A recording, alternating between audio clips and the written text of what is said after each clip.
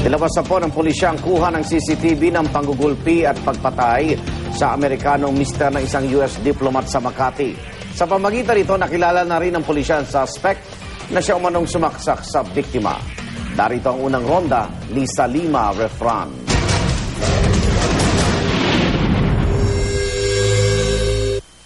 Ito ang opisyal at enhanced CCTV video ng pulisya sa pagpatay sa isang Amerikano sa Makati nitong Sabado. Sa frame na ito, pasado alas 4 ng madaling araw nitong Sabado, makikita ang asawa ng isang US diplomat na naglalakad sa Kalayaan Avenue papuntang Rockwell Drive.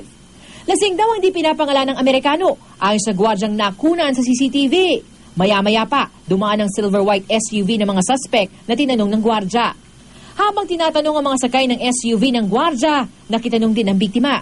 Hindi siya pinansin ng mga suspect pero sa kanilang pag-alis, hinabol sila ng biktima. Di man nakunan ng kamera, ayon sa gwardya, 2 beses daw kinalampag ng biktima ang paalis ng sasakyan. Dito na raw bumaba mga suspect. Ang isa, itinulak ng biktima at dito na raw sumiklab ang gulo. Sa puntong ito raw sinaksak ang biktima pero hindi na namin ipapakita ang video. Tinangkang tumakbo ng dugo ang Amerikano pero kinuyog siyang muli bago iwanan ng mga suspect. Sa frame-by-frame analysis ng pulisya, ang suspect nito na may hawak ng panaksak, kinilala bilang si Juan Alfonso Abastillas. Malinaw na malinaw po, ang tanging may hawak lang po ng patalim ay ang nagngangalang Juan Alfonso Abastillas.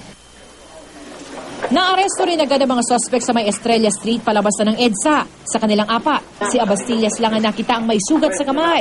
Para mapalakas ang reklamo, pinaghahanap na ngayon ng pulisya ang lalaking ito na napadaan lang pero nasaksihan umano buong pangyayari. Maging matapang po tayo na tulungan maprotektahan ang hustisya na kailangan nating ipakamit po sa naging biktima. Kinondena ng US Embassy ang pananaksak sa biktima na isang miyembro ng US Marines. Namatay siya sa ospital dahil sa mga tinamong sugat. Para sa unang balita, Salima Refran, reporting.